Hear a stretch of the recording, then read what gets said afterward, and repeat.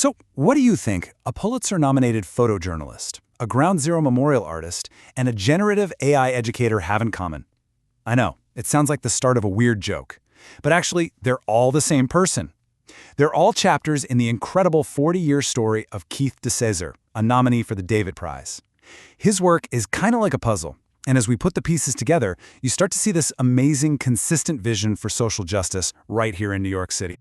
So let's start with the first piece of the puzzle. We got to go back to the 1980s. He was a photo activist in Detroit. His project, called Demolish by Neglect, used these incredibly powerful images to shine a light on injustice. And you have to remember, this was way before the internet, way before everyone had a camera in their pocket. He co-founded the Urban Center for Photography, got his work on NPR. He found a way to get these critical stories out into the world. Okay, now for piece number 2. After the September 11th attacks, he knew he had to use his art to help the city heal. He founded an organization called Art Aid, Art in Service of Humanity. And he was right there on the ground installing the very first memorials on the Ground Zero viewing platforms. He was helping New Yorkers, and the world really, begin to process that collective grief. And now for the third piece, and this one might seem like it comes out of left field. Fast forward to today, and he's at the cutting edge of technology. He's actually developing a curriculum to teach generative AI to elementary school kids, specifically in underserved communities, making sure they're not left behind as the world changes. A photojournalist, a memorial artist, an AI educator. It's a career path that doesn't exactly fit into a neat little box, right? So what's the common thread here?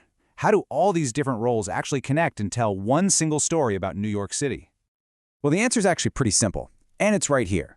It all comes back to his core belief that art can be a powerful tool for activism, for social justice, and for helping people connect and heal. That's the foundation for everything he does. And this wasn't some idea he just picked up along the way. As he says here, this goes all the way back to his upbringing, this Franciscan ethos, this focus on humanitarian values and public service. That's been the engine driving him for his entire life. It's what's kept him going for 4 decades. And you can see that consistency right here on this timeline. I mean, look at this.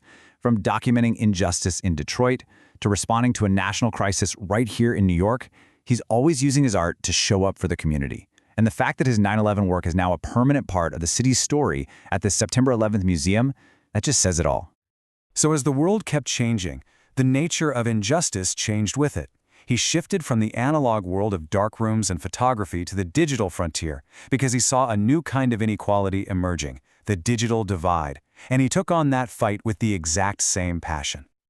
And let's be clear, this focus on tech equity isn't a new thing for him. Long before generative AI was a term anyone even knew, he was on the ground in New York City's public housing, securing one of the very first Google grants to get residents the access and the tools they needed to succeed. Okay, so this term, generative AI, is at the heart of his work now. Let's just quickly break down what it is. In simple terms, it's a kind of AI that doesn't just analyze stuff that already exists, it can actually create totally new and original things like text or images or even music. It's an incredible tool for creativity. And his iGentix AI curriculum is his answer to today's digital divide. And when you look at these points, you see it's about so much more than just teaching kids how to use a cool new tool. It's about teaching them to think critically, to use AI ethically, and this is so important. It prioritizes student data privacy and is designed specifically for young students in underserved communities. Now I know what you might be thinking. AI in schools? What about cheating or kids forgetting how to think for themselves? Well, he's way ahead of us. His curriculum tackles those fears head-on. Worried about cheating? The focus is on the process, not just the answer. Worried about kids getting lazy? It teaches them how to use AI to think more, not less. It's a really thoughtful, responsible approach. All right. And this next part is where all those different threads we've been talking about, the art, the technology, the community activism, it's where they all just weave together in this really beautiful way. He created a butterfly sanctuary right in his own backyard in Upper Manhattan.